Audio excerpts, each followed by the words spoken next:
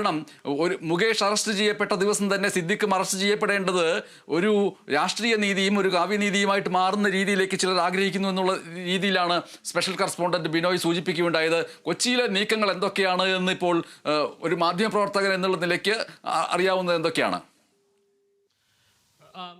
Special investigation ടീമിന്റെ ഒരു സംഘം കൊച്ചിയിൽ എന്തായാലും നിലവിലുണ്ട്. അവർ രാവിലെ ഈ ഉത്തരവ് വന്നതിന് പിന്നാലെ തന്നെ നേരത്തെ തന്നെ ഈ അന്വേഷണ സംഘത്തിനെതിരെ വലിയ രീതിയിലുള്ള വിമർശനങ്ങൾ ഉണ്ടായിരുന്നു. നമ്മൾ നേരത്തെ ആ വിഷയം ചർച്ച ചെയ്യുകയും ചെയ്തതാണ്. ഇത്തരത്തിൽ ഈ കാലങ്ങൾ ഇത്ര കഴിഞ്ഞിട്ട്, അതായത് ഏതാണ്ട് 1.5 മാസത്തോളം സമയം ഉണ്ടായിട്ട് സിദ്ദിഖിനെ ചോദ്യം ചെയ്യാൻ പോലും തയ്യാറാകാതിരുന്ന അന്വേഷണ സംഘം എന്നുള്ളതാണ് അവർക്കെതിരെ ഉണ്ടായിട്ടുള്ള പരമപ്രധാനമായിട്ടുള്ള ഒരു ആരോപണം എന്ന് പറയുന്നത്, ഒരു വിമർശനം എന്ന് പറയുന്നത്. അപ്പോൾ ഇനിയും അത്തരത്തിലൊരു കാലതാമസം വരുത്തിക്കൊണ്ടിരുന്നു കഴിഞ്ഞാൽ അന്വേഷണ സംഘത്തിനെതിരെ ഉയരുന്ന ആരോപണം അത് സ്വാഭാവികമായും സർക്കാരിലേക്ക് തന്നെ ആ ഒരു ആരോപണം അല്ലെങ്കിൽ വിരൽ ചൂണ്ടുന്ന ഒരു നിലയുണ്ടാകും. എന്തായാലും ആ നിലയിലേക്ക് പോകാൻ സർക്കാർ ഒരു തരത്തിലും താല്പര്യപ്പെടുന്ന ഒരു നില ഉണ്ടായിരിക്കില്ല. കാരണം ഭരണപക്ഷം തന്നെയുള്ള ഒരു MLA-യുടെ അറസ്റ്റ് രേഖപ്പെടുത്തിയിരിക്കുന്ന ഒരു സാഹചര്യം കൂടിയാണ് നിലവിലുള്ളത്. അതുകൊണ്ട് തന്നെ ത്വരിതഗതിയിൽ ഈ അന്വേഷണത്തിൻ്റെ അല്ലെങ്കിൽ അറസ്റ്റിലേക്കുള്ള നടപടികൾ വേഗത്തിലാക്കി എന്നുള്ളത് തന്നെയാണ് ഈ അന്വേഷണ സംഘത്തിൻ്റെ പ്രത്യേകമായിട്ടുള്ള ഒരു ചുമതല എന്ന് പറയുന്നത്. ആ നിലയ്ക്കുള്ള ഒരു സമ്മർദ്ദം അന്വേഷണ സംഘത്തിന് നിലവിലുണ്ട് എന്നുള്ള കാര്യത്തിൽ തർക്കമില്ല. കാരണം ഈ സംഭവം കൊണ്ട് അല്ലെങ്കിൽ ഹൈക്കോടതിയിൽ നിന്ന് ഇത്തരത്തിലുള്ളൊരു വിധി ഉണ്ടായി ആ ഘട്ടത്തിൽ തന്നെ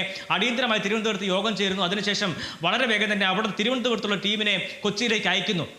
ആ നിലയിലുള്ള ഒരു ടീം കൊച്ചിയിലേക്ക് വരുമ്പോൾ തന്നെ ഇവിടെ നിലവിൽ ഉള്ള ടീം കേന്ദ്രീകരിച്ച് തന്നെയുള്ള അന്വേഷണങ്ങൾ പല രീതിയിൽ പല തലത്തിൽ നടക്കുന്നുണ്ട് എന്നുള്ളതാണ്. രാവിലെ തന്നെ പടമുകളിലെ വീട്ടിൽ സിദ്ദിഖിനെ അന്വേഷിച്ച് ചെല്ലുന്നു. പക്ഷേ അവിടെ സിദ്ദിഖ് ഉണ്ടായിരുന്നില്ല. മറിച്ച് കുട്ടമശ്ശേരിയിലെ വീട്ടിലേക്ക് എത്തുമ്പോഴും അവിടെയും സിദ്ദിഖിനെ കാണുന്നില്ല. വീട് അകത്ത് നിന്ന് പൂട്ടിയ നിലയിലായിരുന്നു. 2 കാറുകൾ പക്ഷേ വീടിനകത്തുണ്ടായിരുന്നു എന്നുള്ളതാണ് നിതിൻ അല്പസമയവും പങ്കുവെച്ച വിവരം കൂടി കണക്കിലെടുക്കുമ്പോൾ പാലാരിവട്ടത്ത് വെച്ചാണ് ഏറ്റവും അവസാനമായി സിദ്ദിഖിൻ്റെ മൊബൈൽ ഫോൺ ഓൺ ആക്കുന്നത്. പാലാരിവട്ടത്തെ ടവർ ലൊക്കേഷനാണ് ഏറ്റവും അവസാനമായി ഉണ്ടായിരുന്നത്.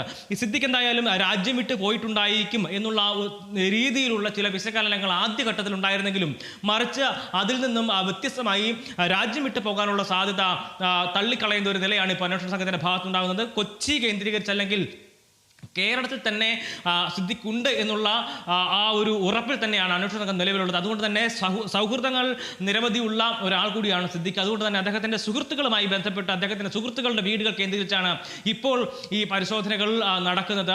ഇന്ന് തന്നെ, അതായത് വൈകുന്നേരത്തോടു കൂടിയായിരിക്കും ഈ ഹൈക്കോടതി വിധിയുടെ പകർപ്പ് ഈ അഭിഭാഷകർക്ക് ലഭിക്കുക.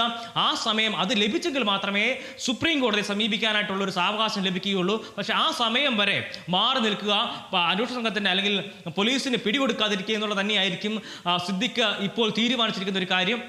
അതെന്തായാലും ഇപ്പോൾ തീരുമാനിച്ചൊരു കാര്യമല്ല, മറിച്ച് അത് ഇന്ന് സുപ്രധാനമായിട്ടുള്ള ദിവസമാണ് എന്നുള്ള കാര്യം മാധ്യമങ്ങൾക്ക് അറിയാവുന്നതുപോലെ തന്നെ സിദ്ദിഖിനും അതിനേക്കാൾ കൂടുതൽ അറിയാവുന്ന ഒരു കാര്യം കൂടിയാണ്. അതുകൊണ്ട് തന്നെ ഇതിൻ്റെ പ്ലാൻ ബി എന്തായാലും സിദ്ദിഖിൻ്റെ ഭാഗത്ത് ഉണ്ടായിരുന്നിരിക്കും അല്ലെങ്കിൽ ഉണ്ട് എന്നുള്ള കാര്യത്തിൽ യാതൊരു തർക്കവുമില്ല. അത് തന്നെയാണ് ഇപ്പോൾ അദ്ദേഹം നടപ്പിലാക്കിക്കൊണ്ടിരിക്കുന്നത്.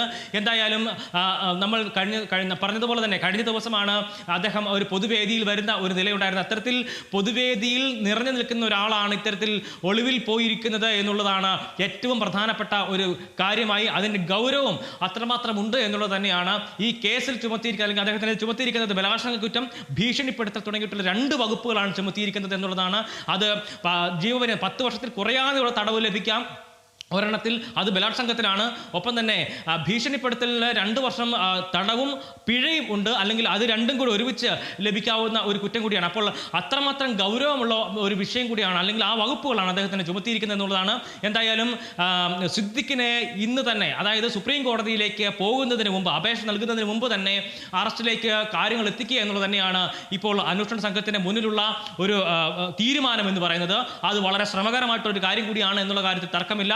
അത്രമാത്രം ഒരു സമ്മർദ്ദം എന്തായാലും അന്വേഷണ സംഘത്തിന് മേൽ ഉണ്ടാകും. ഇനി അന്വേഷണ സംഘത്തിനെതിരെ ഉണ്ടാകുന്ന ഓരോ വിമർശനങ്ങളും അത് സർക്കാരിനെതിരെ നീളുന്ന വിമർശനങ്ങൾ തന്നെയായിരിക്കും എന്നുള്ളതാണ് ഈ വിഷയത്തിന്റെ ഗൗരവം വർദ്ധിപ്പിക്കുന്നത്. എബി ജോൺ തോമസ് ആണ് വിവരങ്ങൾ പങ്കുവച്ചത്. സംസ്ഥാനത്തെ പ്രത്യേക അന്വേഷണ സംഘവും മാധ്യമപ്രവർത്തകരും മൊത്തം ഇപ്പോൾ സിദ്ദിഖിന്റെ പിറകെയാണ്. ഏതോ രഹസ്യ കേന്ദ്രത്തിൽ ഒളിച്ചിരിക്കുന്ന സിദ്ദിഖിനെ അറസ്റ്റ് ചെയ്യുമോ ഇന്ന് വൈകിട്ട് 6 മണിക്കകമെങ്കിലും എന്നുള്ളതാണ് ഈ നിമിഷങ്ങളിലെ ഏറ്റവും പ്രധാനപ്പെട്ട വാർത്ത. നമ്മൾക്ക് ഇടവേള കഴിഞ്ഞ് തിരികെ എത്തുമ്പോൾ ഈ നിമിഷങ്ങളിലെ പ്രധാനപ്പെട്ട വാർത്തകളുമായി തിരികെ എത്താം. നമസ്കാരം.